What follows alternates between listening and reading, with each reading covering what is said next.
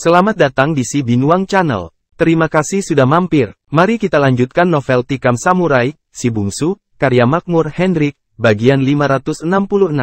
Selamat mendengarkan. Ayahnya memperkenalkan si bungsu pada gadis itu. Gadis itu mula-mula merasa malu dan rendah diri akibat penyakitnya. Namun setelah ayahnya mengatakan bahwa anak muda inilah yang memberinya obat sehingga cepat pulih, gadis itu menganggukkan kepala kepada si bungsu, memberi hormat. Si bungsu mendekat, kemudian memegang kening gadis itu tak mampu menahan tangisnya. Air matanya mengalir di pipinya. Engkau akan segera pulih, Dik. Percayalah, ujar si bungsu sambil mengusap kepala gadis itu. Gadis itu justru menangis terisak. Tenanglah, Tuhan akan membalas orang-orang yang menjahanami ibumu, yang juga menjahanami dirimu, anakku. Yakinlah, Tuhan akan membalas mereka lebih pedih dari apa yang diterima ibumu, dan juga dirimu, ujar Duktio perlahan dengan suara bergetar. Maksud mereka akan menanyai gadis itu, tentang jalan mana yang harus ditempuh menuju tempat dia disekap tentara Vietcong itu terpaksa diurungkan sementara. Di ruang depan, Han Doi akhirnya menceritakan semua peristiwa yang menimpa keluarga pamannya. Dahulu pamannya adalah seorang pegawai perusahaan ekspor di kota pelabuhan Dong Hoi, di utara kota Danang. Namun ketika kota itu direbut Vietcong, mereka kemudian mengungsi jauh ke selatan, ke kota Saigon. Namun hanya 2 bulan di kota itu, istri pamannya meninggal akibat infeksi yang dideritanya saat diperkosa. 2 abang Tin Bin, yang harus berhenti kuliah karena perang, terbunuh tatkala Saigon dihujani bom oleh artileri Vietcong. Pamannya memutuskan untuk menyingkir dulu ke desa yang amat jauh ini, sampai perang berakhir. Maksudnya menyingkir kemari adalah untuk menyelamatkan Ti Bin, yang wajahnya jelita dan tubuhnya sedang mekar. Anaknya kini pasti takkan selamat di Saigon, bila kota itu jatuh ke tangan Vietcong. Jika keadaan sudah membaik, mereka akan kembali ke kota. Itu maksud pamannya, namun baru sekitar 8 bulan menyingkir ke kampungnya yang jauh terpencil ini, tentara Vietcong justru memilih tempat ini sebagai kamp tahanan rahasia mereka untuk menyembunyikan tawanan perang Amerika. Dan anak gadisnya ternyata benar-benar tidak bisa diselamatkan. Menjelang tengah malam, ketika Ti Bin kembali minta makan, mereka menunggu gadis itu selesai. Setelah itu, ayahnya menceritakan bahwa si bungsu berniat menyelamatkan seorang seorang juru rawat Amerika, yang ditawan di kamp di bukit-bukit batu sana. Apakah Titi pernah melihat ada seorang wanita Amerika di sana? Tanya ayahnya. Ti Bin yang sedang menatap si bungsu menggeleng. Saya tak pernah melihatnya. Kamp tempat mereka mengurung kami jauh dari kamp para tentara itu. Tapi saya pernah mendengar tentara-tentara itu membicarakan seorang gadis Amerika yang sering ditiduri komandan mereka. Saya tak tahu, apakah dia juru rawat itu, ujar Ti Bin perlahan dalam bahasa Inggris yang fasih. Engkau pernah mendengar mereka menyebut nama wanita itu? Tanya si bungsu.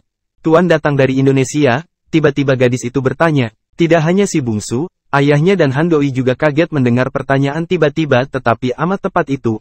Tapi dari mana gadis itu tahu nama Indonesia? Ya. Kenapa? Jawab si bungsu perlahan. Tuan, apakah ninja? Kembali gadis itu mengajukan pertanyaan yang mengagetkan. Tidak, di Indonesia tidak ada ninja. Gadis itu menarik nafas. Wajahnya nampak kecewa. Kalau begitu, bukan tuan orangnya, ujar gadis itu perlahan. Semua mereka saling bertukar pandang. Ucapan gadis itu menyebar teka-teki bagi mereka. Apa maksudmu, nak? Tanya Duktio pada puterinya. Ti Bin kembali menatap nanap pada si bungsu, kemudian pada ayahnya. Lalu pada sepupunya Han Doi, kemudian sambil menunduk dia berkata, di tempat penyekapan, malam-malam hari saat tidur setelah remuk diperkosa bergantian, saya beberapa kali didatangi mimpi yang sangat memberi harapan. Gadis itu berhenti sesaat, kepalanya masih menunduk. Apa isi mimpimu? Tanya Han Doi. Seorang ninja datang menyelamatkan saya, dia mengaku dari Indonesia. Gadis itu berhenti lagi. Dia sebutkan namanya padamu dalam mimpi itu, nak? Tanya ayahnya. Gadis itu menggeleng lemah, tapi wajahnya mirip tuan ini. Tapi tuan ini bukan ninja, jadi bukan dia yang datang dalam saya itu, ujarnya lemah, dan kembali menunduk.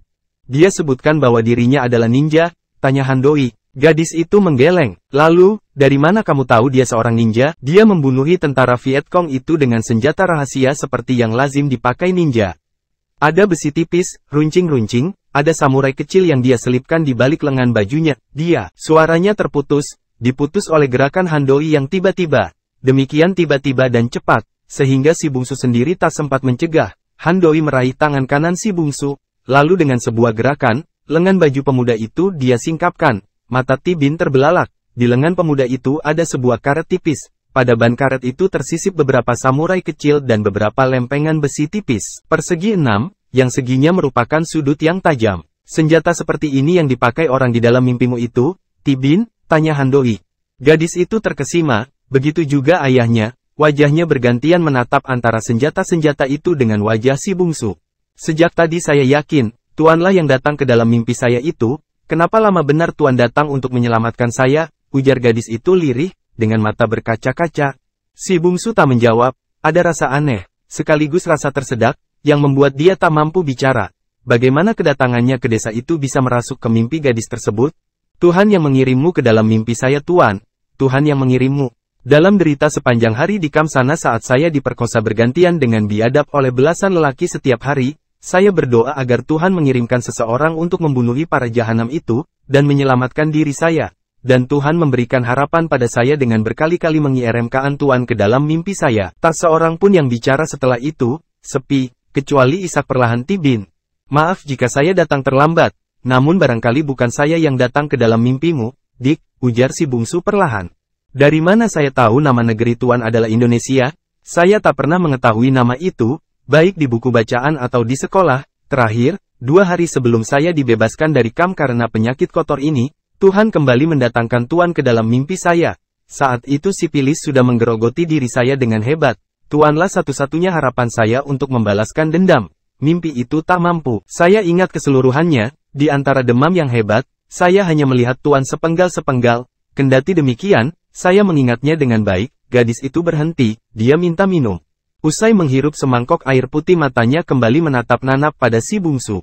Dalam mimpi itu, saya melihat Tuan bertiga, seorang gadis Indo yang cantik sekali dan seorang lelaki, mungkin abangnya. Di laut ada sebuah kapal perang, besar sekali. Gadis itu bersama abangnya naik ke kapal. Dia menangis karena Tuan tak ikut naik. Tuan berlayar sendiri di kapal perang kecil, sambil berbisik pada saya, sabarlah Titi, saya akan datang membantumu. Itu yang saya lihat dan dengar dalam mimpi saya. Jika apa yang saya lihat dalam mimpi saya yang terakhir tidak pernah dalam hidup Tuan, artinya kapal perang yang besar itu, gadis Indo yang cantik itu, tak ada kaitannya sama Tuan. Maka benarlah bahwa bukan Tuan orang yang dikirim Tuhan ke dalam mimpi saya itu. Masih bersama si Binuang Channel. Mari kita lanjutkan novel Tikam Samurai, Si Bungsu, karya Makmur Hendrik, bagian 567. Kini tak hanya Tibin, tapi juga Duktio dan Handoi menatap si bungsu dengan nanap-nanap. Demi Tuhan yang Maha Pencipta, yang Maha Mengetahui, si bungsu merasa dirinya menggigil dahsyat mendengar penuturan gadis itu. Engkaukah yang dilihat Titi di dalam mimpinya itu, bungsu? Ujar Handoi perlahan. Si bungsu menatap pada Tibin, gadis itu menatap padanya tak berkedip. Andakah yang dikirim Tuhan ke dalam mimpi saya itu, Tuan? Desah Tibin. Tuhan Maha Besar, benar, sayalah yang engkau lihat dalam mimpimu itu, Dik. Saya tak tahu kenapa saya bisa menyelinap ke dalam mimpimu. Tapi, ya Allah, semua yang engkau dalam mimpi itu, kapal perang besar, seorang gadis Indo dan abangnya, semuanya benar, ujar si bungsu dengan suara bergetar. Ada yang lupa saya ceritakan, saat di dalam air, Tuan menekan jam tangan yang terletak di tangan kiri. Saat itu saya seperti membaca pikiran Tuan tentang jam itu. Jam itu memiliki berbagai kegunaan, bisa mengeluarkan kawat baja halus, pisau dan mengirimkan sinyal. Jam itu bertali kulit hitam dengan plat berwarna biru. Handoi segera meraih tangan si bungsu sebelum anak pamannya itu selesai bicara, menyingkapkan lengan baju pemuda itu, dan semua yang diceritakan Tibin mengenai jam tangan dalam mimpinya, segera terlihat di lengan kiri anak muda itu. Si bungsu benar-benar tak mampu bersuara. Dia bangkit dari duduknya, kemudian mengulurkan tangan pada gadis belia itu. Namun gadis itu segera menghindar. Jangan sentuh saya, Tuan akan tertular penyakit sah. Ucapannya terputus oleh jamahan lembut tangan si bungsu di pipinya. Dia menatap lelaki yang sering datang dalam mimpinya itu. Si bungsu memegang bahu gadis itu, kemudian merangkulnya, merasa bahwa lelaki ini tidak jijik pada dirinya yang terjangkit sipilis. Hati Tibin menjadi luluh. Sesaat gadis itu balas memeluk dengan erat, di antara air mata yang membasahi pipinya. Mengapa lama benar engkau baru datang, Tuan? Bisik Tibin dari dalam pelukan si bungsu. Maafkan saya, Dik, saya sungguh tak tahu. Kalau Yang Maha Kuasa mengatur telah menetapkan langkahku agar bertemu denganmu di sini. Kalau saya tahu, takkan sedetik pun saya terlambat, bisik si bungsu, dengan jantung yang berdetak keras, mengingat mimpi yang amat aneh yang menyelusup ke dalam tidur gadis ini. Gadis itu masih memeluknya, sambil berlutut si bungsu memeluk gadis itu dan membelai rambutnya dengan perasaan iba. Beberapa saat kemudian, terbawa oleh kondisinya yang masih lemah, gadis itu tertidur dalam pelukan si bungsu. Setelah yakin gadis itu tertidur pulas, perlahan si bungsu membaringkannya di tikar beralaskan selimut kusam, di tempat mana selama 4 hari ini dia tak sadarkan diri. Kudis sebesar benggol yang selama ini berair, yang terletak di sudut bibir Tibin, kini kelihatan sudah mengering. Ketiga lelaki itu kemudian pindah ke ruangan sebelah, meninggalkan Tibin tidur. Malam harinya Handoi turun ke halaman. Dia tegak diam di dekat batang durian, matanya mencoba menembus kegelapan malam, menatap kebahagiaan hulu dan hilir kampung, sembari memasang telinga, sepi terasa mencekam. Kita harus menyingkir dari pondok ini segera, saya punya firasat, paling lama pagi ini, tentara Vietcong akan datang menangkap kita. Kita harus menyingkir ke hutan sebelum mereka datang, ujar si bungsu ketika mereka bertiga duduk di ruang tengah. Bagaimana cara membawa Titi, ujar Duktio, mengkhawatirkan anaknya. Saya rasa, kalau dia bangun sebentar lagi, tenaganya akan pulih, ujar si bungsu perlahan. Bagaimana mungkin, kondisinya begitu lemah, sudah seminggu tak makan, kecuali bubur ayam tadi, ujar Duktio. Jika ramuan yang saya minumkan padanya mampu membuat dia sadar dan bisa makan, maka kini ramuan itu dalam proses memulihkan tenaganya, ujar si bungsu perlahan. Baik Duktio maupun Handoi menatap si bungsu. Namun saat itu pula mereka mendengar ada yang bergerak di kamar sebelah. Duktio bergegas melangkah ke kamar sebelah, namun langkahnya terhenti di pintu tengah, dia terhenti karena melihat anaknya sedang menuju ke dapur. Saya lapar, ujar remaja cantik itu sambil mengangkat tutup periuk. Karena periuk itu tak ada isinya, dia memasukkan tepung bubur, kemudian memotong ayam yang disalai di atas tungku, kemudian memasukkannya ke dalam periuk, lalu memasukkan kayu ke tungku, kemudian menghidupkan api, lalu menambahkan ramuan bubur itu dengan daun seledri dan garam. Saya lapar, ujarnya malu-malu menatap pada ayahnya. Kemudian gadis itu melihat durian yang sudah terbelah, yang diletakkan di pinggir dinding, durian itu tadi tak habis oleh si bungsu. Lalu gadis itu melangkah ke sana dan memakan durian itu di bawah tatapan ayahnya dan Handoi. Dalam waktu singkat durian itu habis dilahapnya, sambil menjilati tangannya yang dilumuri durian dia melangkah lagi ke dapur dan mengangkat tutup periuk yang isinya telah menggelegak. Ada yang ingin makan, ujarnya sambil mengambil mangkuk. Duktio menoleh pada si bungsu tersenyum. Dengan langkah lebar dia melangkah ke arah si bungsu duduk, kemudian berlutut, kemudian menunduk dalam-dalam hingga keningnya hampir menyentuh lantai. Terima kasih, Tuan telah menyelamatkan nyawa anak saya, ujar lelaki separuh baya itu dengan suara serak. Si bungsu memegang bahu Duktio. Bangkitlah paman, saya hanya membantu apa yang dapat saya bantu. Terima kasih, saya berhutang 1 nyawa pada Tuan, ujar Duktio penuh haru. Sementara Tibin makan, berkemaslah kita harus segera meninggalkan tempat ini, ujar si bungsu. Duktio berdiri dan melangkah ke ruang sebelah, dia mengambil sebuah kantong kain lusuh, dan memasukkan beberapa helai pakaian dan barang-barang yang amat diperlukan. Kita akan pergi, ujar Tibin sambil menelan bubur ayamnya. Ya, kita harus pergi nak, kita ke kamp itu untuk membunuh para jahanam itu bukan, ujar gadis itu sambil menatap si bungsu. Si bungsu ingat cerita gadis itu tentang mimpinya, bahwa dia datang menolong Tibin membunuhi tentara Vietcong dan menyelamatkan gadis itu.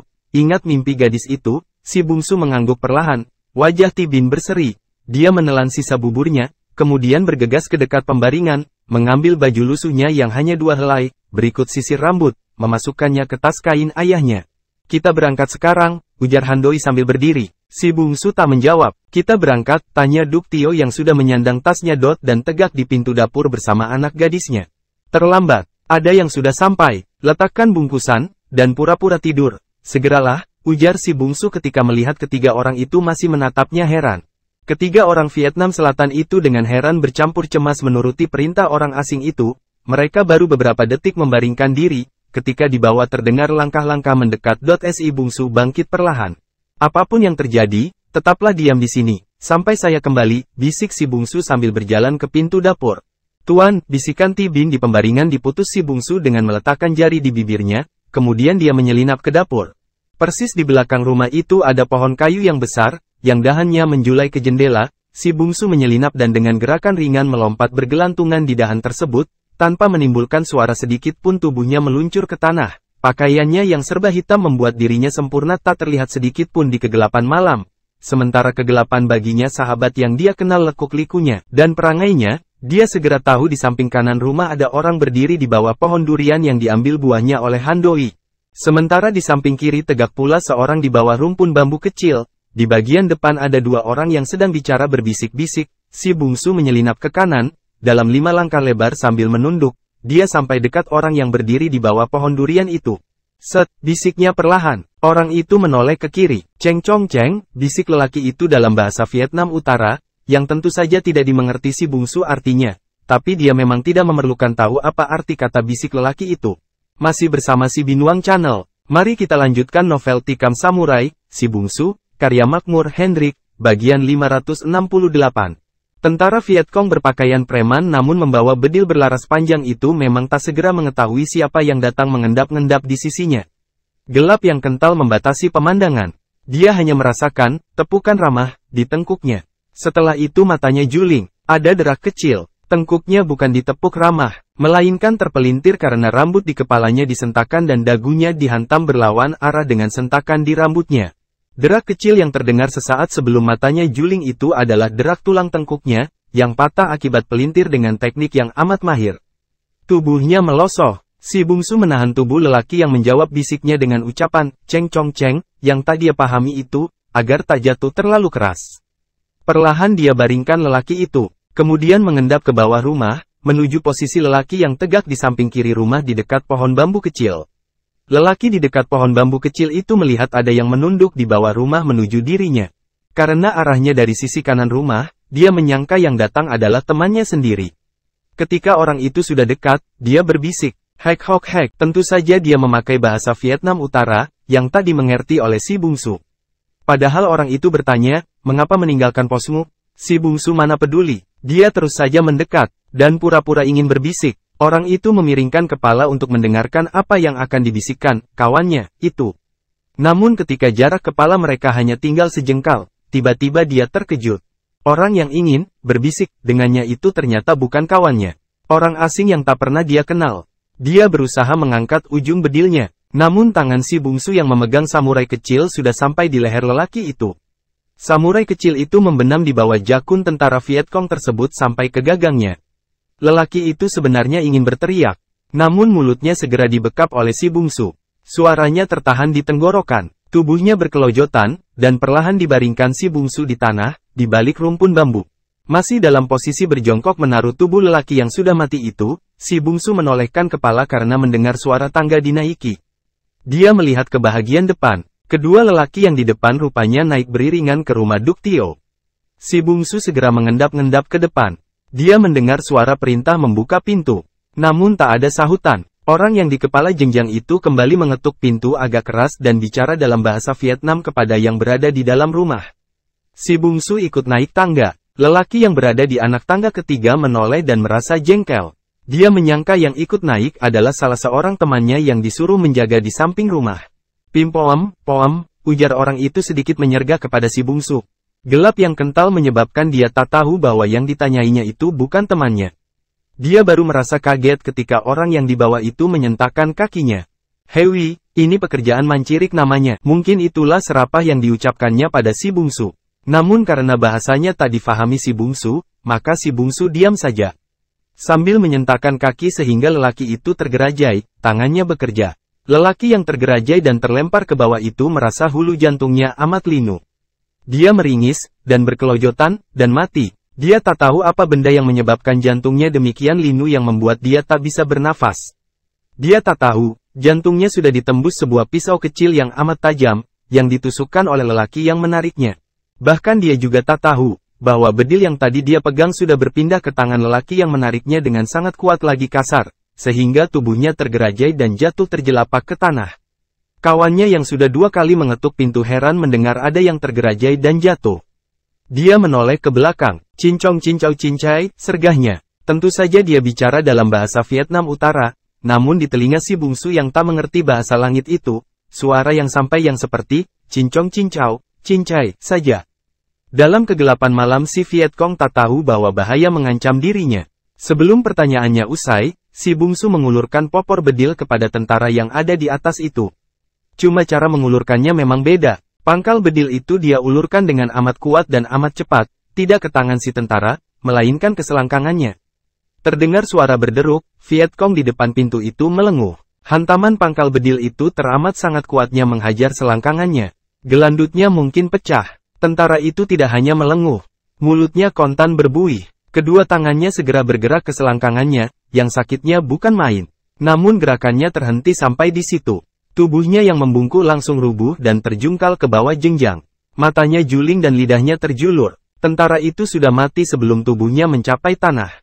Si bungsu menarik nafas. Dia menaiki tangga, mengambil bedil yang tertinggal di depan pintu, kemudian memanggil Han Doi yang masih berbaring pura-pura tidur.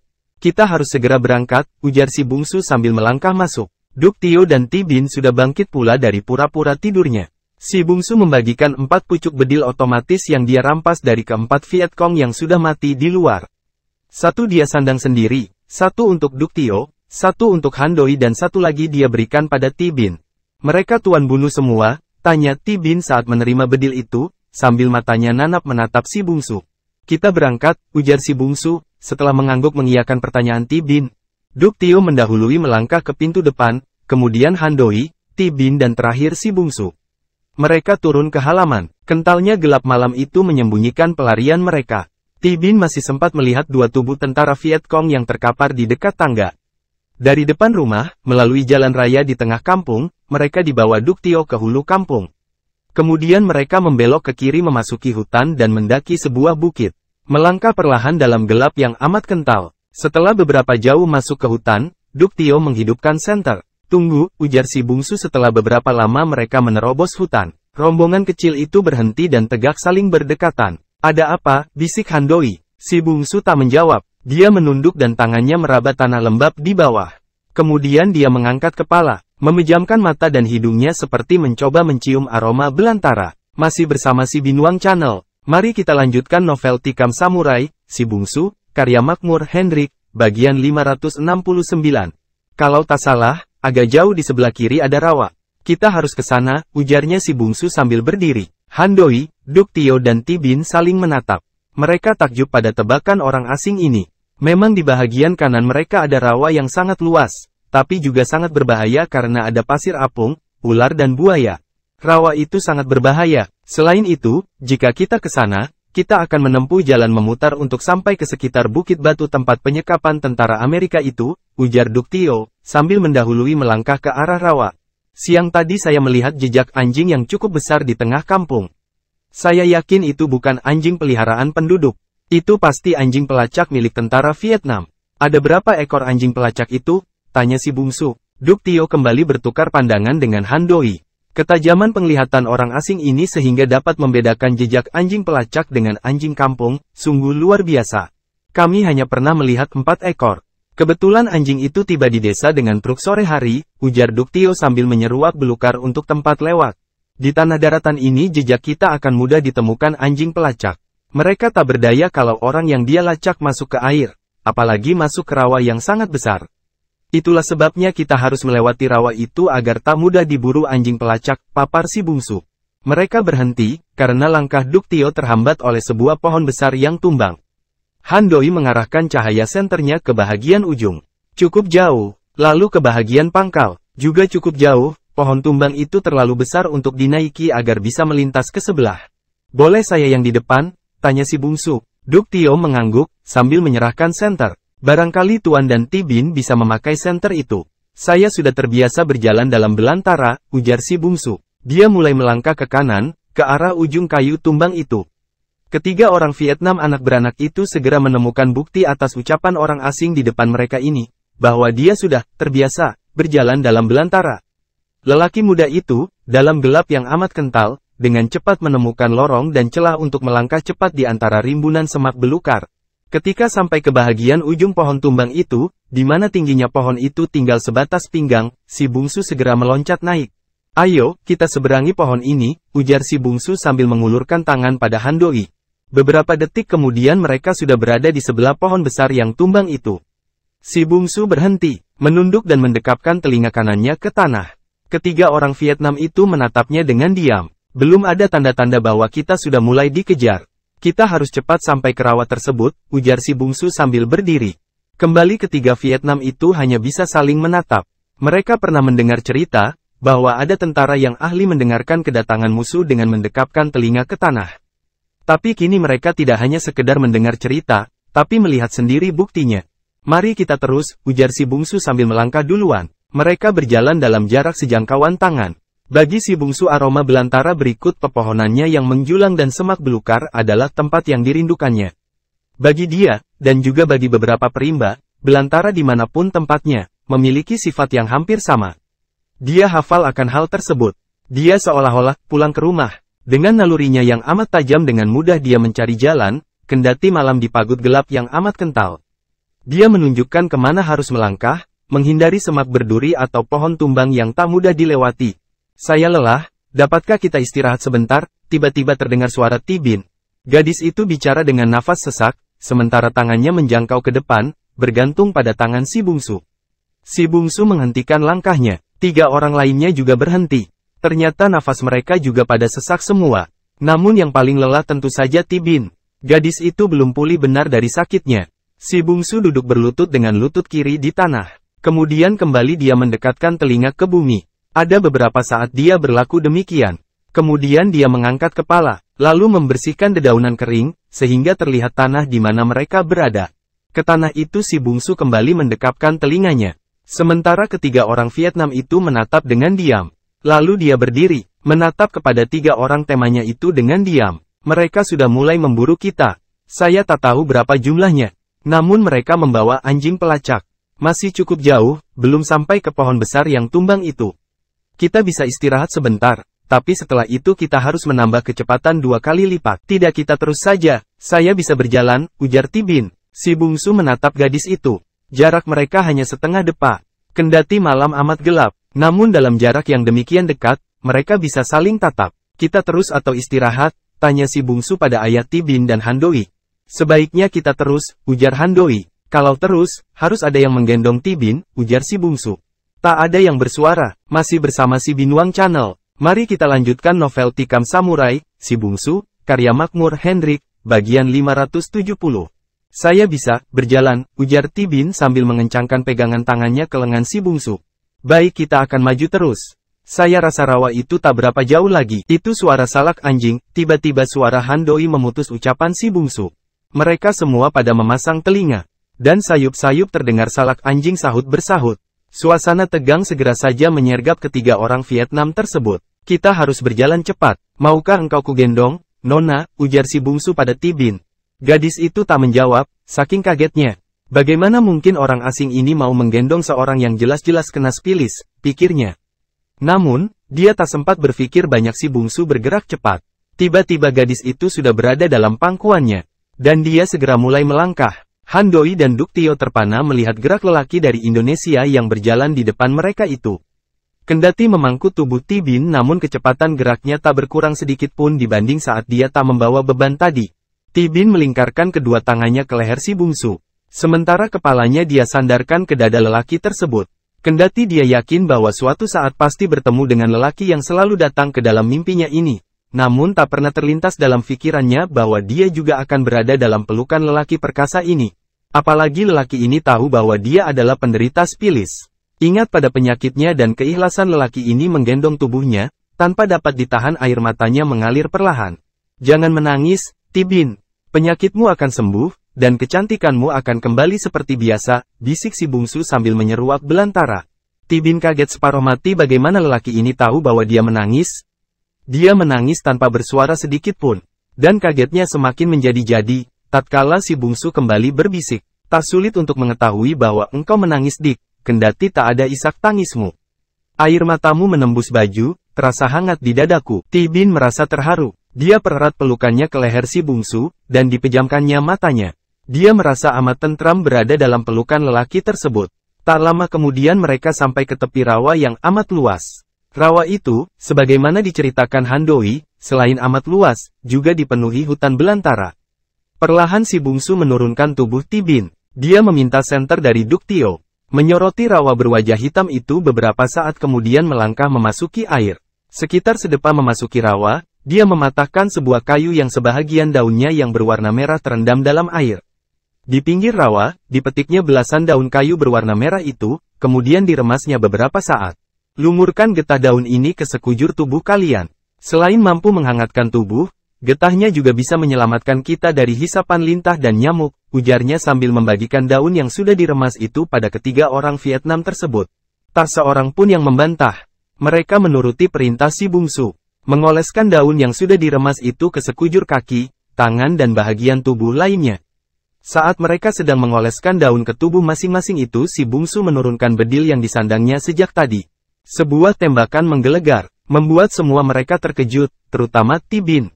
Sebab peluru itu seolah-olah hanya berjarak seinci dari telinganya, artinya, tembakan itu seolah-olah memang diarahkan ke kepalanya.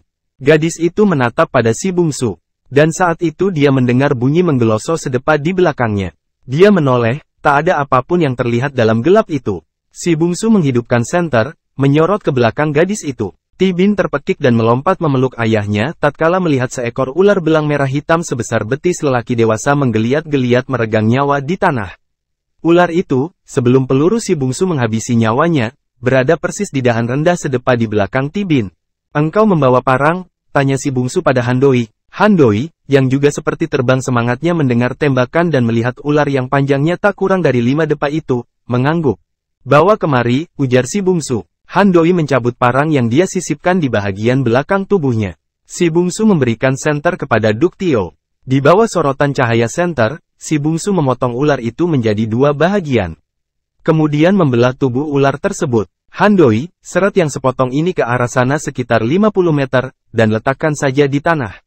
Saya akan menyeret sisanya ini ke bahagian sana," ujar si bungsu. Dia sendiri segera menyeret bangkai ular itu ke arah yang berlawanan dari arah yang ditunjuknya untuk Handoi. Sepanjang jalan yang ditempuh saat menarik bangkai ular itu, darah ular tersebut berserakan di dedaunan kering di tanah. Masih bersama si Binuang Channel, mari kita lanjutkan novel Tikam Samurai, Si Bungsu, karya Makmur Hendrik, bagian 571. Tak lama kemudian mereka berkumpul lagi. Si bungsu kembali menghidupkan senter, menerawangi rawa itu sekali lagi beberapa saat kemudian, saat gonggongan anjing pelacak mulai agak jelas terdengar, dia memberi isyarat kepada ketiga temannya. Dengan si bungsu di bahagian depan, mereka mulai memasuki rawa tersebut, mula-mula sekitar 20 meter dari tempat mereka masuk. Airnya sebatas lutut, ketika air mulai mencapai pinggang, si bungsu membawa rombongannya berbelok ke bagian kiri, sejajar dengan tepi rawa. Sekitar 50 meter, dia kembali berbelok ke arah tengah rawa. Mereka memasuki air setinggi pinggang, makin ke tengah makin ke dalam, kemudian mencapai batas leher si bungsu membawa rombongannya ke dalam sebuah palunan belukar. Saat itulah mereka mendengar suara anjing menyalak sahut-sahutan di tepi rawa, disusul cahaya 5 atau 6 senter dengan cahaya yang amat terang. Berseliweran menerangi beberapa pelosok rawa gelap tersebut, suara tembakan si bungsu membunuh ular tadi mempercepat pencarian tentara Vietcong tersebut. Di antara salak anjing dan terkaman cahaya senter ke setiap sudut, terdengar teriakan-teriakan tentara Vietcong itu, kemudian salak anjing hilang seperti ditelan hantu, yang tersisa adalah teriakan tentara dan cahaya senter yang simpang siur. "Mengapa anjing-anjing itu berhenti menyalak?" bisik Duktio yang tetap saja merasa was-was. "Mereka sedang berpesta dengan daging ular tadi. Untuk sementara anjing itu tidak akan bergerak sebelum daging ular itu habis. Kita harus bergerak sejauh mungkin, sebelum anjing-anjing itu memburu. Tetaplah bergerak di jalan yang saya tempuh, senjata jangan sampai basah, di air berhati-hati terhadap batang yang bergerak mungkin saja itu buaya, di pohon, hati-hati melihat dahan yang bergerak, bisa saja itu adalah ular," ujar si bungsu mulai melangkah. Di pinggir rawa yang baru saja mereka tinggalkan, sekitar 2 lusin tentara Vietcong yang memburu pelarian itu tegak dengan tak sabar melihat anjing-anjing itu makan bangkai ular itu. Komandan mereka, yang merasa tak sabar, segera memerintahkan 5 orang anggotanya untuk mengarungi rawa tersebut, salah satu di antaranya dikenal mahir mencari jejak. Kelima orang itu segera memasuki rawa yang airnya sebatas betis. Dengan pertolongan senter, dengan mudah mereka mengikuti jejak yang ditinggalkan si bungsu dan kawan-kawannya. Nampaknya mereka tetap dalam satu kelompok, tidak berpencar. Dari sini mereka menuju ke tengah rawa, ujar si pencari jejak pada 4 temannya yang lain. Mereka menuju ke tengah rawa, seru Sersan dalam rombongan beranggotakan 5 orang di rawa itu kepada komandannya, yang masih tegak sekitar 20 meter di tepi rawa sana. Beberapa tentara di tepi rawa tersebut, yang tegak di dekat si komandan, menerangi kelima tentara di rawa itu dengan cahaya senter. Saat itu si pencari jejak merasa ada yang ganjil di air. Dia sorot sesuatu yang ganjil yang membuatnya tidak tentram. Di air rawa ada cairan lain yang tak senyawa. Dia raba cairan yang kehitam-hitaman di sekitar mereka tegak itu, yang berbeda dari air di bahagian lain. Ketika air itu dia sauk dengan telapak tangan, kemudian membawanya ke atas dan menyorotinya dengan cahaya senter, tiba-tiba bulu kuduknya merinding. Darah, desisnya. Bagi keempat temannya yang lain, yang sama-sama berada di air setinggi paha mereka, ucapan si pencari jejak tak begitu menarik. Darah apa? Tanya Sersan yang tadi berteriak. Namun si pencari jejak tak menjawab, bulu tengkuknya merinding. Dia sudah pernah ke rawa ini sekali, dan dia tahu persis, rawa ini merupakan sarang buaya. Di dalam air, buaya mampu mencium kehadiran darah dari jarak ratusan meter. Jebakan, ini sebuah jebakan, bisik hatinya dengan mata nyalang menatap semak-semak di sekitarnya. Si pencari jejak ini segera arif, bahwa salah satu dari 4 orang yang mereka buru ini pastilah orang yang sangat mengenal hutan belantara, rawa dan seluruh penghuninya. Itu bisa dibuktikan, pertama jejak mereka yang sulit dicari di dalam hutan tadi, jika tanpa bantuan anjing pelacak dan suara tembakan, belum tentu mereka sampai di tepi rawa ini, mungkin mereka masih berputar-putar di dalam hutan. Sebab jejak yang ditinggalkan pelarian itu sangat susah untuk ditemukan. Kemudian cara orang ini menjebak anjing-anjing pelacak dengan daging ular yang amat gurih dan harum itu, tak sembarang orang bisa mengetahui hanya dengan daging ular yang bisa menahan seekor anjing pelacak. Kemudian darah di rawa ini, dia yakin, darah ini bukan darah salah seorang pelarian, ini adalah darah yang sengaja diserahkan untuk memancing kedatangan mereka, dan darah ini disebar di tempat ini, bukan di pinggir rawa tentulah dengan maksud tertentu.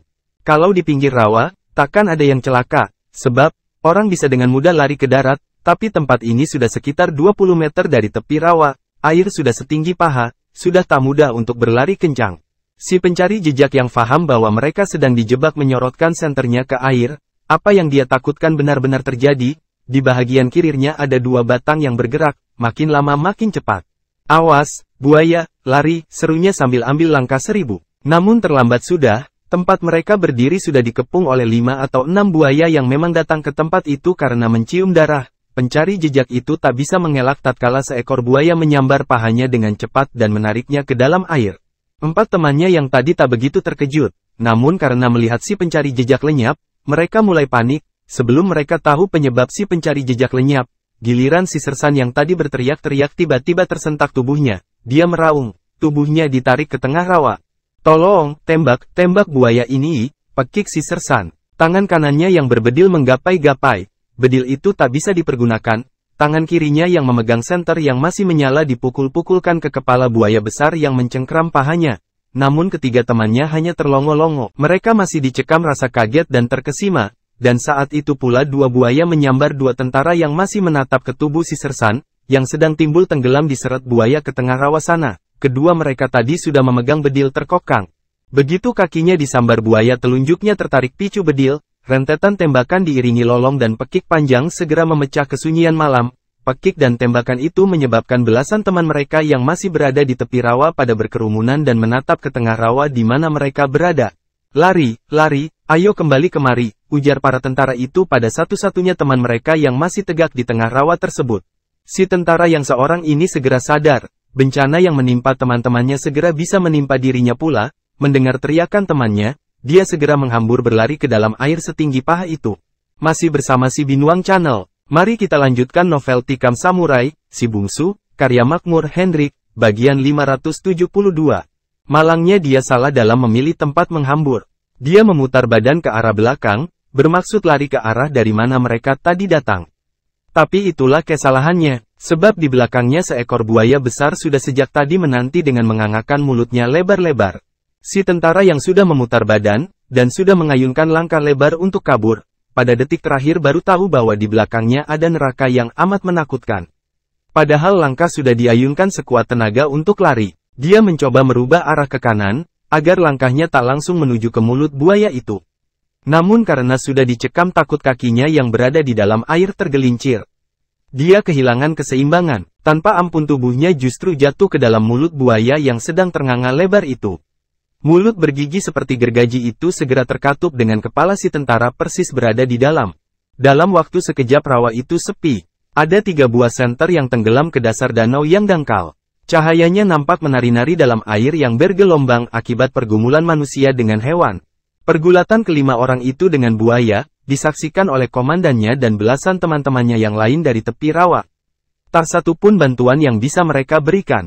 Mereka mahir menembak, tapi ke arah mana tembakan harus diarahkan? Sungguh suatu pemandangan yang tak bisa dibayangkan betapa dahsyat dan mengerikannya. tatkala melihat teman-teman sepasukan lenyap satu demi satu ke dalam air, diseret buaya untuk dijadikan santapannya. Matinya si pencari jejak tersebut sangat menguntungkan pelarian si bungsu dan teman-temannya. Kalau mereka selamat, mereka pasti melaporkan kepada komandannya bahwa ada jebakan di dalam rawa tersebut. Namun dengan matinya si pencari jejak bersama 4 temannya yang lain di rawa maut itu, tidak hanya memudahkan pelarian mereka, tetapi sekaligus juga menyebabkan pemburuan diakhiri. Tak seorang pun yang bisa selamat memasuki rawa ini. Mereka yang kita buru itu juga pasti sudah terlebih dahulu menjadi santapan buaya atau ular, ujar si komandan yang memimpin pengejaran itu, setelah menyenter permukaan rawa belantara tersebut beberapa saat. Ketika subuh hampir turun, dia memerintahkan seluruh pasukan pemburu itu segera meninggalkan pinggir rawa, kembali ke markas mereka. Saat itu, di tengah rawa sana, hanya sekitar 200 meter dari tempat belasan tentara Vietnam itu menarik diri, para pelarian tersebut sedang berada di dahan kayu, sekitar semeter dari permukaan air. Namun mereka hanya bertiga, si bungsu tak ada di sana. Rawa itu sudah mulai terang-terang tanggung oleh cahaya subuh yang mulai datang. Pandangan mereka hanya mampu menembus beberapa meter ke depan. Kabut akibat uap air nampak menggantung rendah di permukaan air rawa. Mereka sungguh dibuat takjub oleh ramuan yang malam tadi disuruh si bungsu agar diusapkan ke tubuh mereka. Semula mereka menuruti perintah itu dengan perasaan antara percaya dan tidak. Ternyata apa yang dikatakan lelaki dari Indonesia itu benar belaka adanya. Usapan getah daun berwarna merah, yang diambil si bungsu dari dalam air rawa, yang kemudian diremasnya, ternyata tidak hanya menyebabkan mereka tak didekati nyamuk atau lintah, bahkan mereka tak merasa kedinginan sedikit pun. Awalnya, ketika masih dalam perjalanan mengarungi danau, rombongan si bungsu dikejutkan oleh suara pekik dan tembakan dari pinggir danau. Si bungsu berhenti sesaat, orang-orang di belakangnya juga berhenti. Dalam gelap dan suasana mencekam mereka menanti dengan diam. Tadi, saat akan memutar arah, untuk apa Tuan melemparkan kepala ular yang terpotong lehernya itu ke dalam rawa, bisik Tibin yang masih berada dalam bopongan si bungsu. Darah amat merangsang penciuman buaya. Mereka mampu mencium bau darah di dalam air dari jarak 200 sampai 300 meter. Mereka pasti akan memburu ke sana.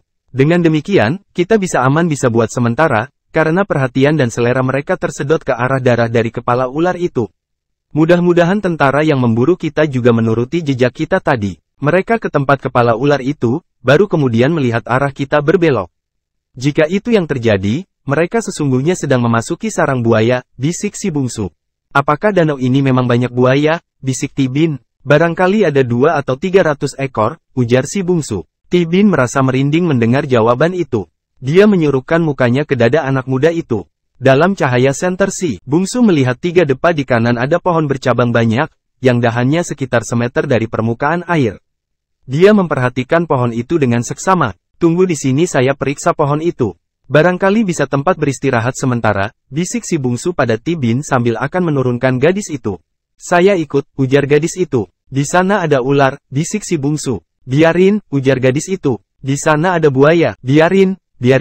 Pokoknya aku ikut kemana Tuan pergi, ujar Tibin. Namun ucapan itu disampaikan Tibin tetap dalam berbisik, dan tangannya tetap memeluk leher si bungsu. Si bungsu mengalah. Dalam posisi membopong Tibin itu si bungsu beringsut perlahan mendekati pohon tersebut. Sesampainya di pohon, tangan kirinya meraba-raba dahan pohon itu. Memegang dahan itu beberapa saat, dan menatap kerimbunan daun di atasnya.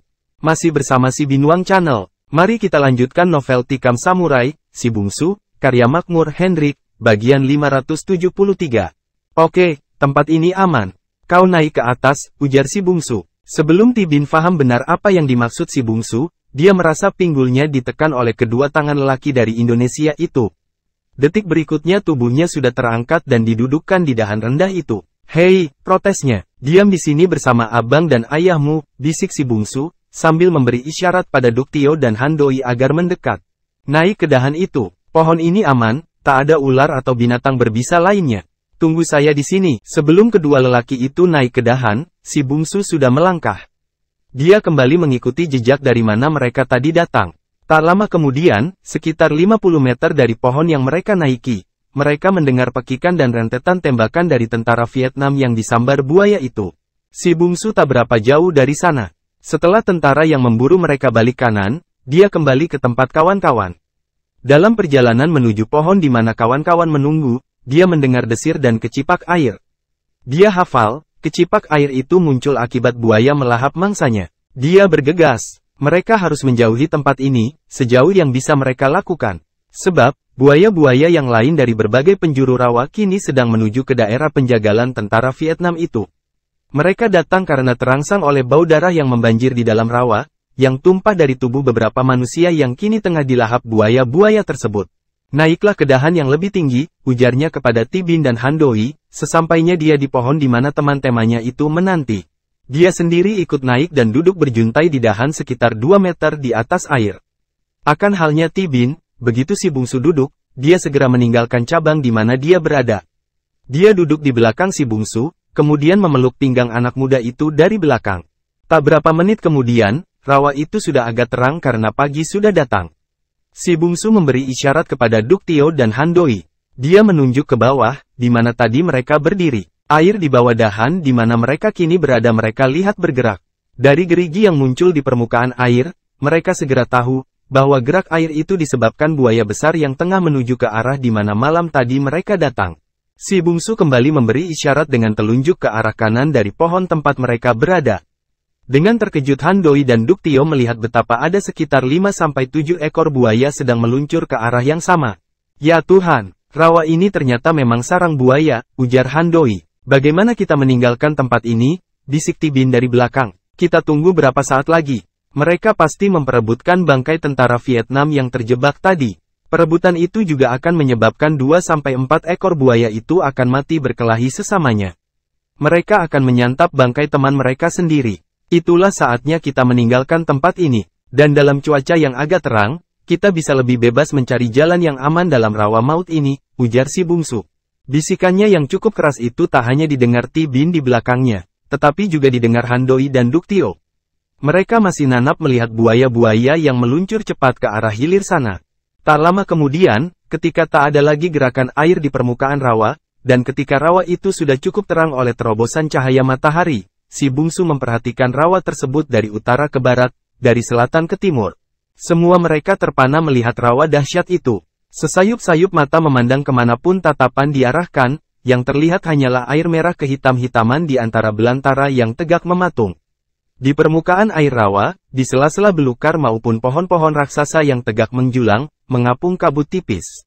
Kabut itu seolah-olah ingin menutupi misteri yang tersembunyi di bawah permukaan air merah kehitam-hitaman tersebut. Air merah kehitam-hitaman itu nyaris tak bergerak, tak beriak sedikit pun. Air gelap itu baru beriak jika ada daun atau buah kayu yang jatuh. Setelah riak-riak bundar akibat sesuatu yang jatuh ke air itu, yang makin lama makin besar dan kemudian lenyap, air rawa itu akan kembali rata. Diam seolah-olah membeku, seperti lantai batu marmer berwarna gelap dan dingin. Sampai kapan kita di sini?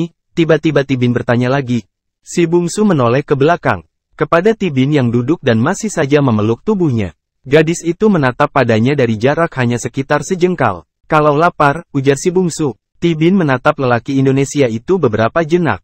Kemudian mengangguk. Saya lapar sekali, desah Ti Bin sambil menyandarkan wajahnya ke bahu si bungsu. Duk Tio segera membuka tas kerunjut kain yang dia sandang. Dari dalamnya dia mengeluarkan ayam yang biasanya digantung di atas tungku. Ayam itu setelah dipotong direbus, kemudian diberi bumbu, lalu dikeringkan di atas tungku. Duk Tio menyayat daging ayam itu dengan pisau yang dia bawa.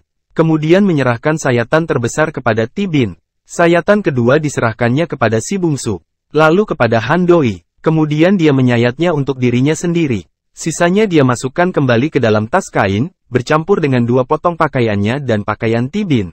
Engkau tinggal di sini bersama ayahmu. Kami akan pergi mencari sesuatu untuk dijadikan sampan, ujar si bungsu kepada Ti Bin. Gadis remaja itu menatap si bungsu sambil mengunyah dendeng ayamnya, kemudian mengangguk. Kemudian melepaskan pelukan tangan kirinya dari pinggang si bungsu. Tetap sajalah di sini, pergunakan senapan ini jika ada bahaya. Saya akan pergi bersama Han Doi, ujar si bungsu kepada Duk Tio. Dengan berbekal 2 buah parang milik Duk Tio dan Han Doi, kemudian masing-masing sebuah bedil, si bungsu dan Han Doi turun dari kayu tersebut. Di dalam air setinggi dada, mereka bergerak perlahan ke arah utara, yaitu ke arah pinggir rawa. Namun si bungsu mengambil jalan memutar, yang berlawanan arah dengan tempat buaya-buaya memangsa tentara Viet Cong itu. Engkau pernah bertempur di rawa seperti ini, Han Doi, tanya si bungsu, tatkala mereka berenang, karena rawa yang mereka lewati airnya sudah sangat dalam. Tidak, dahulu saya hanya bertugas di desa-desa sekitar Danang. Hanya 2 tahun bertugas sebagai tentara saya direkrut untuk menjadi mata-mata oleh Ame. Suara Han Doi tersekat di tenggorokan, setelah dia menoleh ke belakang karena mendengar ada suara aneh di belakangnya. Matanya mendelik, dia lupa di tangannya ada bedil. Si bungsu yang kemudian ikut menoleh ke belakang, segera membekap mulut Han Doi kuat-kuat. Bekapan itu menyebabkan pekik orang Vietnam itu tertahan di tenggorokan. Jangan bersuara, jangan bergerak, bisik si bungsu dengan suara hampir menggigil. Semula, tatkala berjarak sekitar 20 depa dari tepi rawa, mereka terhalang oleh sebuah batang kayu panjang, yang nampaknya sudah lama mati dan terendam di rawa tersebut. Sambil tetap bercerita mereka melewati batang kayu yang mungkin besarnya sebesar paha lelaki dewasa, dan panjangnya sekitar belasan depa itu, dengan cara menyelam dan muncul di sebelahnya. Ternyata, kayu itu adalah seekor ular raksasa yang bahagian kepalanya melilit ke sebuah kayu besar. Mungkin ketika mereka menyelam di bawah tubuh ular itu, si ular merasa terusik, dan menggeliat bangun. Ular raksasa itulah yang pertama tertatap oleh Han Doi saat menolehkan kepala ke belakang. Ujung kayu itu seperti segitiga pipih, yang lebarnya tak kurang sedepa. Dari mulutnya yang pipi lancip itu tiap sebentar menjulur lidahnya yang bercabang. Si bungsu masih tetap membekap mulut Han Doi, dan tubuh mereka tetap mengapung diam mematung di permukaan air rawa. Menatap dengan jantung menggigil pada monster raksasa penunggu rawa dahsyat itu. Masih bersama si Binuang Channel. Mari kita lanjutkan novel Tikam Samurai, Si Bungsu, karya Makmur Hendrik, bagian 574. Setelah menggeliat, raksasa itu meluncur ke arah tengah rawa. Mereka masih tak mampu bergerak dari tempatnya. Kendati bahagian ekor monster menakutkan itu sudah lama lenyap ke dalam kabut di bahagian tengah rawa. Kita harus segera bergerak, ujar si bungsu tanpa dapat menyembunyikan suaranya yang menggigil. Iya, ujar Han Doi yang tak mampu menahan kencingnya untuk tak terpancar sesaat setelah melihat raksasa dahsyat itu tadi. Mereka bergerak cepat ke tepi rawa. Mencari apa kita kemari? Tanya Han Doi setelah mengikuti si bungsi berputar-putar beberapa saat di dalam hutan di pinggir rawa tersebut. Mencari kayu itu, ujar si bungsu sambil menunjuk batang kayu kuning keputih-putihan sebesar 2 kali pelukan manusia dewasa. Kayu ini besar daya apungnya di air. Bisa kita jadikan rakit untuk menerobos rawa ini ke hulunya, ujar si bungsu tatkala mereka mulai menebang kayu besar tersebut. Han Doi merasa takjub pada pengetahuan lelaki Indonesia ini tengah rimba belantara dan jenis kayu yang tumbuh di dalamnya. Sebab, ketika menebang kayu besar itu parangnya seperti memakan kayu gabus. Dalam waktu yang tak begitu lama, dan tanpa harus membuang tenaga banyak, kayu itu segera tumbang arah ke danau. Potong-potong sepanjang 3 depa, sebatang kayu ini bisa dapat 3 potong. Saya akan mencari sesuatu, ujar si bungsu sambil meninggalkan Han Doi. Hei, jangan tinggalkan saya. Nanti monster di rawa itu datang lagi kemari, ujar Han Doi. Kalau dia datang, suruh tunggu saya sebentar, ujar si bungsu sambil menyelinap ke dalam hutan. Han Doi menggerutu panjang pendek, sembari tiap sebentar menoleh ke arah rawa, di mana tadi dia baru saja melihat monster yang teramat dahsyat. Setelah kayu itu terpotong menjadi 3 bahagian, Han Doi mencari rotan dan mengapitnya dengan kayu sebesar-besar betis. Si bungsu tiba dengan memikul nangka hutan, pisang dan 4 buah durian. Hei, dari kebun mana kau panen buah-buahan itu, ujar Han Doi berseloroh. Kau makanlah, saya akan merampungkan rakitmu ini, ujar si bungsu. Dia mendekati rumpun bambu kuning yang tumbuh tak jauh dari tepi rawa. Memotongnya belasan batang, kemudian dengan cepat mengikatnya menjadi lantai di bahagian atas rakit tersebut. Han Doi terkesima ketika melihat betapa bagusnya rakit itu kini. Mari kita apungkan ke air, ujar si bungsu. Dengan mudah mereka berdua memikul rakit itu ke air. Ketika diletakkan di air, rakit itu mengapung dengan bagusnya. Ayo ambil buah-buahan tadi, kita jemput Tibin dan ayahnya, ujar si bungsu sambil membersihkan 3 batang bambu, masing-masing sepanjang 10 depa, untuk Gala menjalankan rakit tersebut. Mereka naik ke rakit itu. Kemudian perlahan si bungsu yang tegak di bahagian depan rakit menancapkan bambu panjang itu ke dasar rawa. Dengan menekan bambu tersebut si bungsu berjalan sepanjang pinggir rakit 3 meter itu ke belakang. Rakit itu segera meluncur di atas air. Si bungsu kemudian mencabut bambu itu, lalu berjalan ke depan. Menancapkan kembali, dan menekannya sambil berjalan ke belakang. Dengan cara demikian rakit itu meluncur cepat ke depan. Hanya sekitar 15 menit bergalah, mereka sampai ke pohon yang dimana Tibin dan ayahnya menunggu. Kedua anak beranak itu tercengang melihat rakit berlantai bambu kuning, yang terlihat amat elok tersebut. Kita akan memulai perjalanan ke selatan. Kita akan bergantian bergalah. Saya duluan, Namun yang lain harus memperhatikan dengan seksama setiap dahan dan cabang yang menggantung, serta setiap pohon atau dahan yang mengapung di air. Dalam rawa angker ini, benda-benda itu bisa saja bukan cabang, dahan atau pohon melainkan ular, buaya atau makhluk berbahaya lainnya, yang mungkin belum pernah kita temui, ujar si bungsu tatkala Tibin dan Duktio sudah berada di rakit tersebut. Ketika si bungsu bergalah, dan rakit itu bergerak maju di antara pepohonan rakasa, Tibin melahap durian dan nangka hutan yang amat harum dan nikmat rasanya itu. Setelah beberapa saat bergalah, dan melihat Tibin masih saja memakan buah-buahan itu dengan nikmat, si bungsu tiba-tiba ikut merasa amat lapar. Dia menyerahkan galah kepada Handoi. Hindari lewat di bawah cabang-cabang kayu, hindari menerobos belukar, hindari kayu-kayu besar yang mengapung, hindari kabut yang terlalu tebal. Tetaplah pertahankan posisi ke arah matahari terbenam, ujar si bungsu pada Handoi, saat dia akan duduk bersila di bahagian belakang rakit berhadap-hadapan dengan Tibin. Si bungsu segera ikut melahap durian yang isinya sebesar-besar lengannya itu. Dalam sebuah ruang hanya ada seulas atau sebuah isi durian. Bijinya tak sampai sebesar jempol tangan. Isi durian itu lihat seperti ketan. Rasanya nikmat luar biasa. Di Indonesia ada buah seperti ini, tanya Tibin ketika melihat betapa si bungsu melahap buah yang kulitnya berduri itu seperti orang kalap. Si bungsu hanya mengangguk setelah menelan ulas keempat, kemudian sendawa. Kemudian menatap ke depan. Handoi yang tegak di sisi kanan rakit sedang menancapkan galahnya. Dari bahagian galah yang tersisa di bahagian atas, si bungsu tahu rakit mereka kini berada di tempat yang tak begitu dalam airnya. Paling-paling hanya sebatas paha. Sekitar 5 depa di bahagian kiri mereka ada belukar lebat yang memanjang ke depan. Di depan, sekitar 10 depa dari rakit mereka, terdapat kumpulan kabut tebal. Handoi tengah menggalah rakit menuju arah kabut tersebut. Si bungsu mencuci tangannya ke air rawa. Matanya nanap menatap kabut tebal yang mengapung di atas pepohonan di permukaan rawa di depan sana. Tibin yang sejak tadi menatap si bungsu melihat sikap aneh lelaki Indonesia tersebut. Kening lelaki itu berkerinyit, matanya disipitkan seolah-olah ingin menembus ketebalan kabut di depan sana, yang makin lama makin didekati rakit. Ada apa? Tanya Tibin perlahan. Si bungsu menggeleng, namun tatapan matanya yang tajam tetap diarahkan ke depan. Sesaat dia mengalihkan tatapannya ke kiri, kemudian ke kanan, kemudian ke kabut tebal itu. Dia berdiri, berpegang erat-erat ke bambu lantai rakit, ujarnya perlahan pada Tibin. Kemudian kepada Handoi yang sedang bergalah dia berbisik. Handoi, hentikan rakit. Masih bersama si Binuang Channel. Mari kita lanjutkan novel Tikam Samurai, Si Bungsu, karya Makmur Hendrik, bagian 575.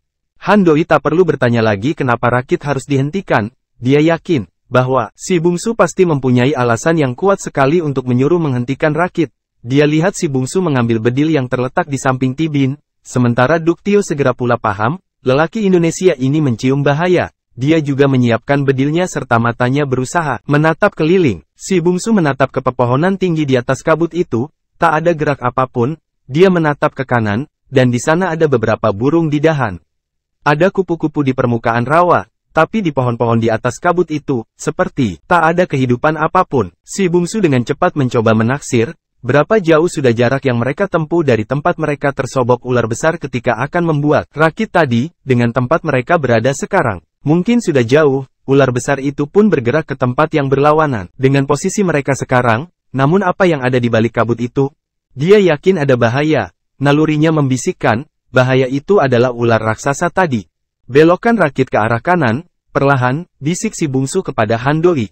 Handoi mengangkat galahnya, menancapkannya ke dasar rawa, kemudian menekannya, haluan rakit berputar beberapa derajat, kemudian bergerak ke arah kanan, menjauhi kabut tebal yang tinggal hanya beberapa meter dari depan mereka. Dalam kesunyian yang amat mencekam rakit itu bergerak. Perlahan, si bungsu berjongkok, kemudian menatap ke air rawa yang merah kehitam-hitaman itu, ada beberapa daun kayu tua mengapung. Dia mencoba menemukan sesuatu di dalam air tersebut, tidak ada yang dapat dilihat karena kentalnya air. Si bungsu kembali menatap ke arah pepohonan besar, yang kini berada di sebelah kiri mereka, yang dipenuhi kabut. Handoi, Duktio, duduklah berjongkok, jangan berdiri, bisik si bungsu sambil menatap tajam ke dalam kabut. Handoi dan Duktio kembali tak membantah. Perlahan mereka menurunkan tubuh, Duktio tetap memegang bedilnya erat-erat. Tapi sebelum kedua orang itu sempurna berjongkok tiba-tiba bencana yang diduga si bungsu segera menampakkan wujud. Dari balik kabut, sekitar 2 depa dari air, dari palunan dedaunan yang tak terlihat dari rakit, Tiba-tiba meluncur sebuah benda berbentuk pipi segitiga dengan bahagian depan ternganga lebar dan memperlihatkan taring-taring besar dan lidah bercabang. Dengan suara mendesis tajam, kepala monster raksasa itu menyambar dengan tajam cepat ke arah Rakit.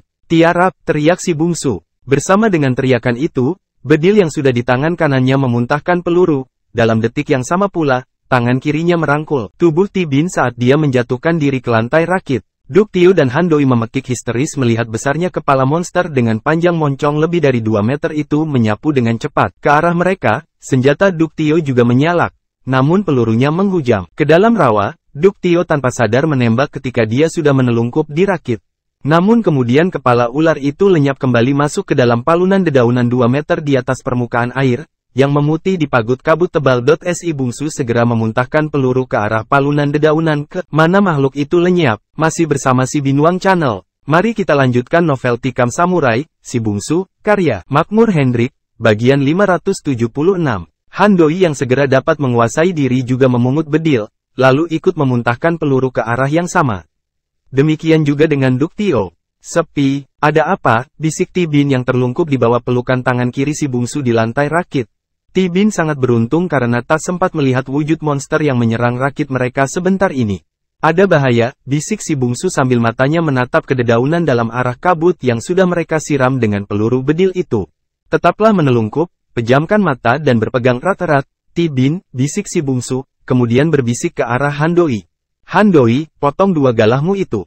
Kayu Rakit ini terus, namun posisimu harus tetap menelungkup." Handoi tak perlu diberitahu sampai 2 kali. Sambil tetap menelungkup dia memotong galahnya. Lalu potongan galah itu dia tancapkan ke air, dan menekannya. Rakit bergerak perlahan menjauhi kabut tersebut. Si bungsu bangkit. Dia berdiri dan menatap ke arah pepohonan berkabut itu sambil mengerenyitkan kening. Dia yakin monster itu masih menatap ke arah mereka dan menunggu kesempatan. Tak ada sesuatu yang bergerak di dalam kabut itu. Si bungsu mengangkat bedil dan menembak. Namun baru peluru pertama yang menyembur, tiba-tiba kepala monster itu muncul secepat kilat dan mendesis dengan mulut menganga lebar, menyambar ke arah Rakit. Duktio menembak, namun gerakan melengkung kepala ular itu dari arah kanan ke kiri, seperti gerakan sabit, amat cepat. Bahkan si bungsu sendiri tak sempat beraksi. Pelurunya dan peluru dari bedil Duktio tak mengenai sasaran sebuah pun. Tragisnya, moncong ternganga dengan taring yang panjangnya hampir setengah meter itu kini menyapu ke arah si bungsu yang dalam posisi tegak. Si bungsu tak sempat lagi menembak. Kepala monster yang menganga lebar itu, dengan 2 biji mata merah sebesar tinju di kepalanya, hanya tinggal semeter di bahagian kanannya. Dengan gerakannya yang amat cepat, tubuh si bungsu hanya tinggal hitungan detik untuk masuk ke dalam moncong makhluk dahsyat itu.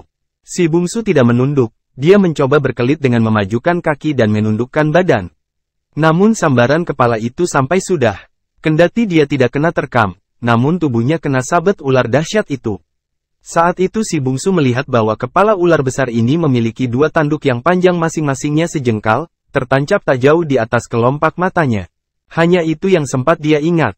Sebab setelah itu tubuhnya tercampak amat jauh ke air akibat terkena senggolan kepala ular raksasa tersebut. Hanya dalam hitungan detik, kepala raksasa itu kemudian lenyap ke dalam kabut. Kayu Rakit itu terus, Handoi, pekiknya sesaat sebelum tubuhnya tercemplung ke air. Handoi berhenti mengayuh Rakit itu. Dia menatap ke arah si bungsu yang tercampak sekitar 10 depa dari Rakit. Tibin memekik. "Menjauh dari sini, Handoi," teriak si bungsu, yang sudah tegak di dalam air sebatas pinggang. Namun saat itu pula kepala naga raksasa itu muncul. Kali ini kepalanya menyapu rendah di atas permukaan air, dengan tubuh yang nampaknya melilit ke kayu besar di dalam kabut, moncongnya yang menganga lebar menyabet seperti lengkung sabit ke arah tubuh si bungsu. Kali ini si bungsu juga tetap tak bisa menembak. Waktunya sangat singkat, namun dengan tubuh tegak di dalam air, dia menghadap ke arah datangnya sambaran moncong kepala bertanduk yang amat menjijikkan, sekaligus mengerikan itu. Baik Duktio, Handoi maupun Tibin hanya bisa menatap dengan terpaku di Rakit mereka, melihat moncong ular besar itu menganga lebar menyambar ke arah si bungsu. Menjelang moncong ular besar itu sampai, si bungsu menegakkan posisi bedilnya lurus-lurus dan merentangkan tangan kanannya yang berbedil itu ke arah datangnya sambaran moncong ular itu. Tibin terpekik, Duktio dan Handoi merasa dilumpuhkan tatkala melihat tubuh si bungsu disambar ular itu dan terangkat tinggi ke udara. Namun hanya sesaat, tubuh si bungsu kemudian terlempar kembali ke air. Sementara kepala raksasa itu kelihatan meliuk di udara. Liukannya kemudian makin keras, menghempas dan membanting serta membuncah kabut, pohon dan dedaunan di mana tubuhnya melilit kukuh. Kini kabut di selingkar pohon kayu besar di mana tubuhnya melilit, terkuak. Ular besar itu tetap menghempas dan mulutnya tetap ternganga. Ternyata mulutnya tak bisa dikatupkan. Tersekang oleh bedil si bungsu. Ternyata itulah jalan yang diambil si bungsu. Dia tak punya kesempatan untuk menembak. Kendati badannya demikian besar, namun gerakan makhluk raksasa ini demikian cepat. Satu-satunya yang terlintas di otak si bungsu adalah menyekang moncong ular itu dengan bedilnya. Maka ketika moncong menganga lebar itu menyambar ke arahnya, dia menegakkan bedilnya. Dan siasat serta perangkapnya mengena. Moncong ular itu menyambar dengan cepat, sekaligus bedil di tangan si bungsu masuk ke moncongnya dan terhenti dengan posisi tegak pada bahagian pangkal moncongnya. Merasa tubuh si bungsu sudah berada di moncongnya, ular itu mengatupkan mulutnya, kemudian meliukkan kepala ke atas. Tubuh si bungsu ikut terangkat karena dia masih memegang bedilnya dengan kuat. Tubuhnya baru terlepas dan tercampak setelah kepala ular itu menghempas-hempas di udara.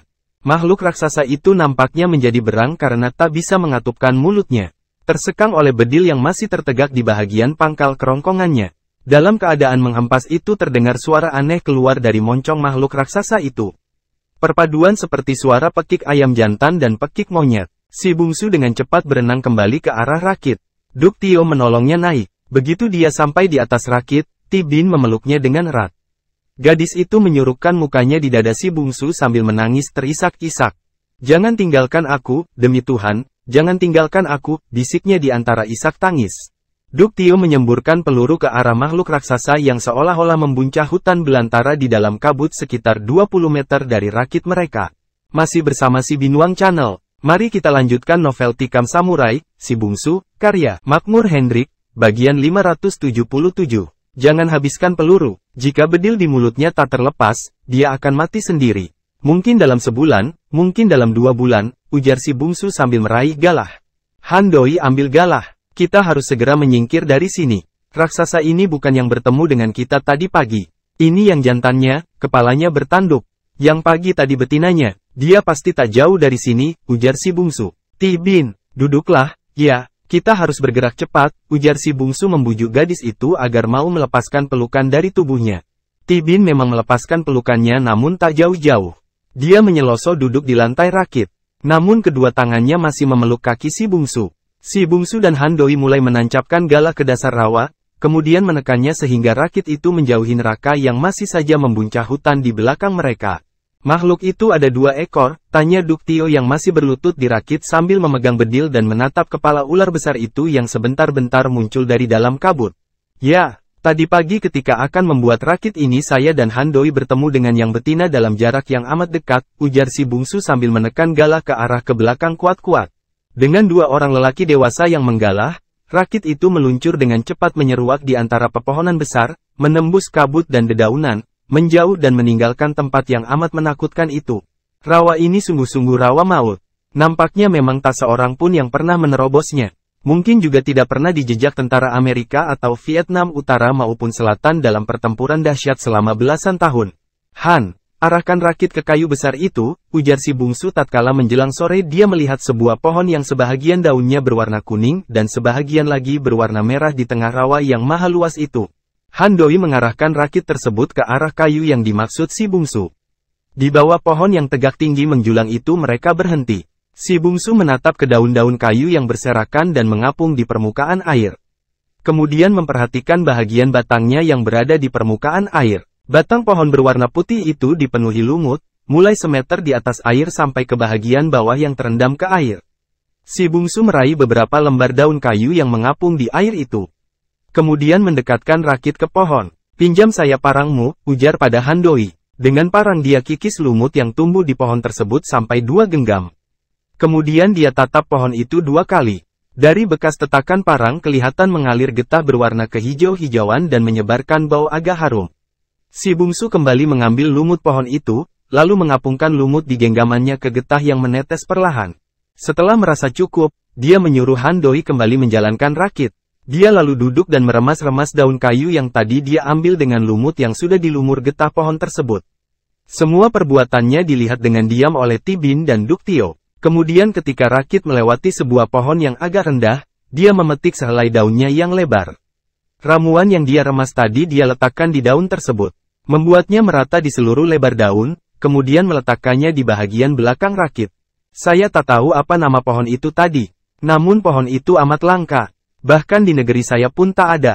Dari bentuk batang dan daun, dari bau yang disebarkannya, orang yang ahli meramu obat akan tahu bahwa bahagian-bahagian pohon itu amat bermanfaat untuk ramuan obat, guna menyembuhkan berbagai bentuk penyakit dan luka, paparnya sambil menatap pada Duk Tio.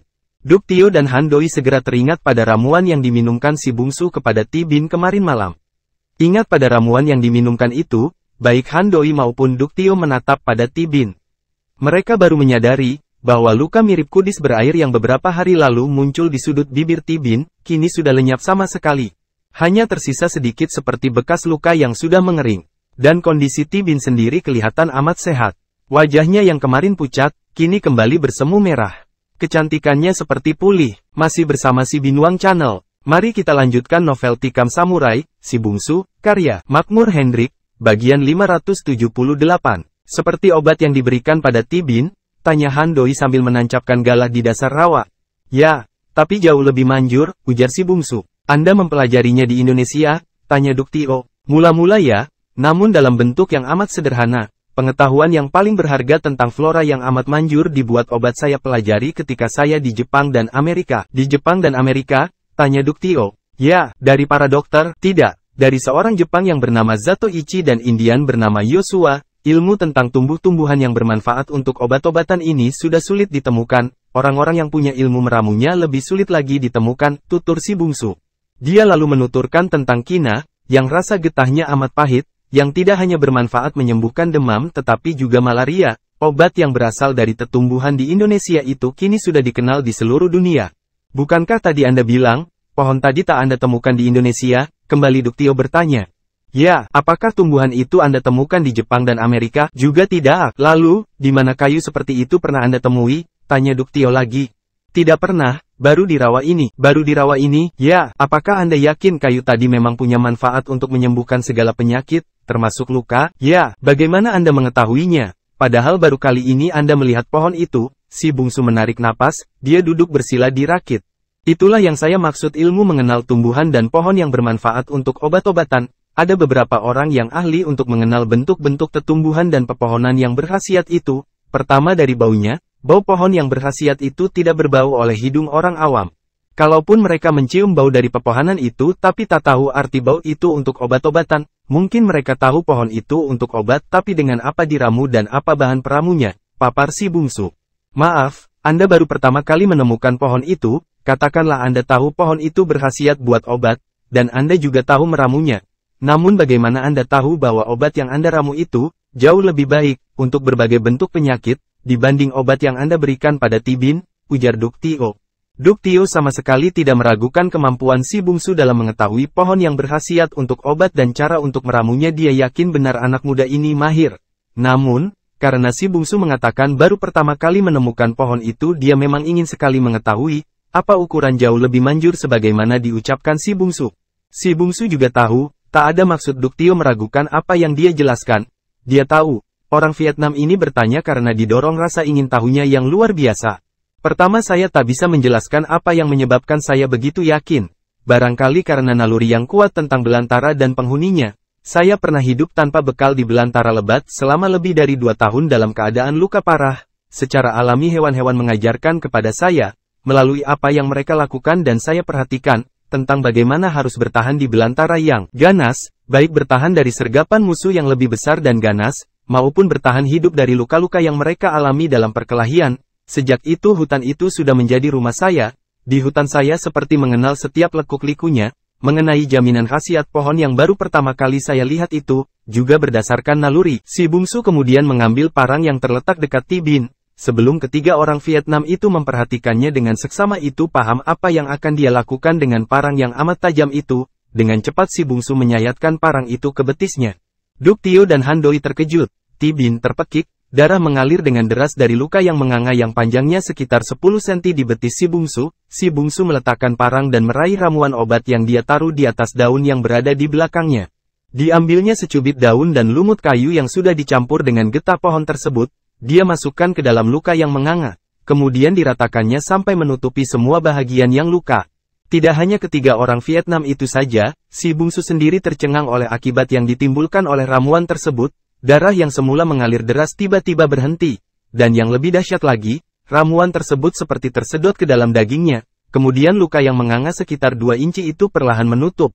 Hanya dalam hitungan beberapa menit betis si bungsu kembali bertaut.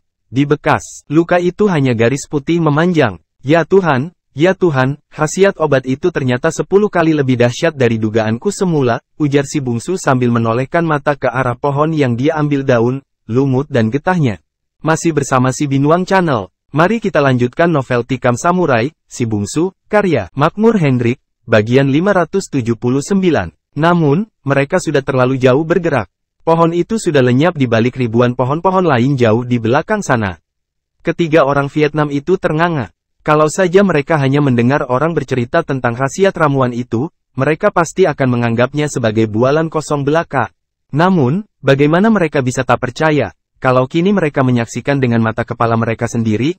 Ya, jika si bungsu saja yang mengenal amat banyak pohon yang berkhasiat tinggi sudah terkejut melihat demikian cepat reaksi penyembuhan ramuan dari pohon tersebut, tentu saja ketiga orang Vietnam itu jauh lebih terkejut lagi. Si bungsu menatap keliling, ke pohon-pohon yang memenuhi rawa tersebut, ke airnya yang hitam kemerah-merahan. Hutan di rawa ini sangat kaya dengan bahan obat-obatan. Mungkin suatu hari kelak, orang yang mendirikan pabrik obat akan mencari bahan bakunya kemari, ujar si bungsu perlahan. Si bungsu terkejut ketika merasa air membasahi kakinya. Ketika dia menoleh, dia lihat Tibin menyauk air dari rawa dengan tangannya, kemudian membasuhkan darah di betis si bungsu, yang tadi mengalir dari luka yang menganga itu. Hei, terima kasih, ujar si bungsu sambil memegang tangan Tibin. Kemudian dia mencelupkan kakinya ke rawa, membersihkan sisa darah yang masih melekat di sana. Ketika malam hampir turun, si bungsu memetik dedaunan beberapa kayu yang tumbuh seperti semak di rawa tersebut. Kemudian membawa rakit ke tepi. Dia memilih tempat untuk beristirahat di bawah sebuah pohon yang rindang, sekitar 10 depa dari tepi rawa. Ketiga orang Vietnam itu tak perlu bertanya apakah tempat itu aman atau tidak. Mereka yakin, nyawa mereka berada di bawah perlindungan lelaki asing yang luar biasa ini. Kita istirahat di sini menjelang subuh datang, ujar si bungsu. Di bawah pohon rindang itu tanahnya datar dan bersih. Tak ada semak atau rumput yang tumbuh. Bersama Handoi, dia meneteng rakit yang terbuat dari kayu gabus itu ke bawah pohon tersebut. Lebih nyaman tidur di atas lantai bambu ini daripada di atas dedaunan kayu, ujar si bungsu. Duk Tio dan Tibin ternganga heran melihat betapa ringannya rakit besar itu ditentang hilir mudik. Ukuran rakit itu memang cukup luas untuk tempat tidur bagi 5 atau 6 orang dewasa. Si bungsu kemudian berjalan ke tepi rawa, membawa dedaunan yang tadi dia petik. Daun-daun itu dia remas, kemudian mencampurnya dengan sedikit lumpur yang dia ambil dari rawa. Kemudian dia kembali ke bawah pohon. Dedaunan yang sudah diremas dengan sedikit lumpur itu dia tebarkan 2 depa di sekeliling rakit. Kemudian dia menatap pada agas dan nyamuk yang semula bertebaran di bawah pohon itu. Hanya beberapa detik setelah ramuan itu dia sebar, sebagian dari agas dan nyamuk itu berjatuhan menggelepar-gelepar mati. Sebagian besar lainnya pada berhamburan terbang menjauh. Mujarab obat nyamuk tradisional ini kan, ujar si bungsu sambil tersenyum. Duk Tio dan Handoi tak bisa berbuat lain, kecuali kagum. Mereka tak mengerti, kenapa nyamuk-nyamuk itu pada meregang nyawa. Padahal ramuan yang ditebar lelaki dari Indonesia ini baunya tidak seperti berbagai obat nyamuk yang mereka kenal.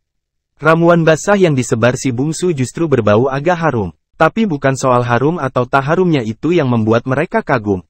Yang membuat mereka tak habis pikir adalah bagaimana lelaki asing ini demikian hafalnya pada bentuk-bentuk semak dan pepohonan yang memiliki khasiat untuk obat atau racun. Handoi, kumpulkan dahan dan ranting kayu kering.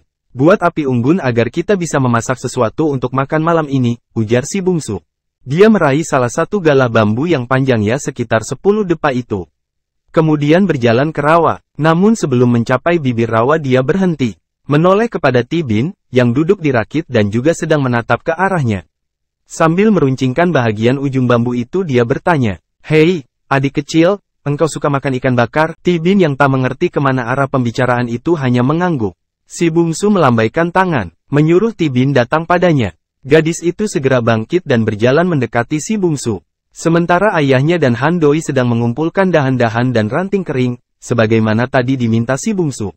Mereka menyusun dahan kering itu antara rakit dengan pohon besar yang rindang tersebut. Engkau pernah menombak ikan? Tanya si bungsu yang baru selesai meruncingkan ujung galah bambu kepada Tibin yang sudah tegak di dekatnya. Tibin menggeleng. Pernah makan ikan bakar? Tibin mengangguk. Suka? Tibin mengangguk, bibirnya tersenyum. Dari sungai di belakang rumah, jawab gadis itu. Berapa besar sungai itu? Cukup besar. Dalam? Tidak begitu dalam. Batu-batu besar banyak di sungai tersebut. Sungai itu baru dalam airnya jika musim hujan. Berapa besar ikan pernah didapat orang di sana? Sebesar paha orang dewasa. Terima kasih sudah bersama si Binuang Channel. Jangan lupa mampir pada bagian selanjutnya, novel Tikam Samurai, Si Bungsu karya Makmur Hendrik.